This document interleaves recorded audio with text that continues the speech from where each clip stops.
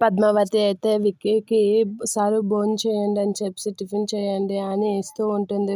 విక్కీ ఆ ప్లేట్‌ని తోసేసి నువ్వు నన్ను ఎప్పుడు పిలవకు, కలవకు అనైతే అంటూ ఉంటాడు. నువ్వు నన్ను మోసం చేసావు పద్మావతి. నేను ఏమని క్షమించాలి అని అంటూ ఉంటాడు. సారు నేను చెప్పింది వినండి అని అంటే ఏం చెప్తావు? నా తప్పేం లేదని చెప్తావు అంతే కదా, అంతకు మించి ఇంకేం చెప్తావు చెప్పు అని పద్మావతితో విక్కీ చాలా సీరియస్గా అంటూ ఉంటాడు.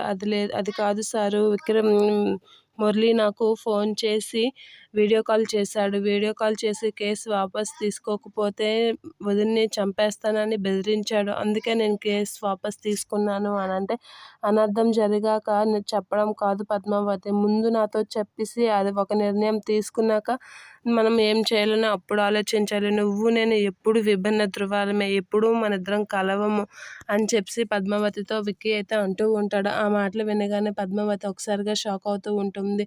అవును పద్మావతి, మన ఇద్దరి ఆలోచనలు వేరు. నువ్వు అనర్థం జరిగిపోయాక ఇప్పుడు నిజం చెప్తే మాత్రం ఏం సుఖం, ఇప్పుడు మా అక్క ఎక్కడుందో నువ్వు కనిపెట్టగలవా అని చెప్పి పద్మావతిని తిట్టి అక్కడి నుంచి వెళ్ళిపోతూ ఉంటాడు విక్రమాదిత్య. అది చూసి పద్మావతి అయితే చాలా షాక్ అవుతూ ఉంటుంది.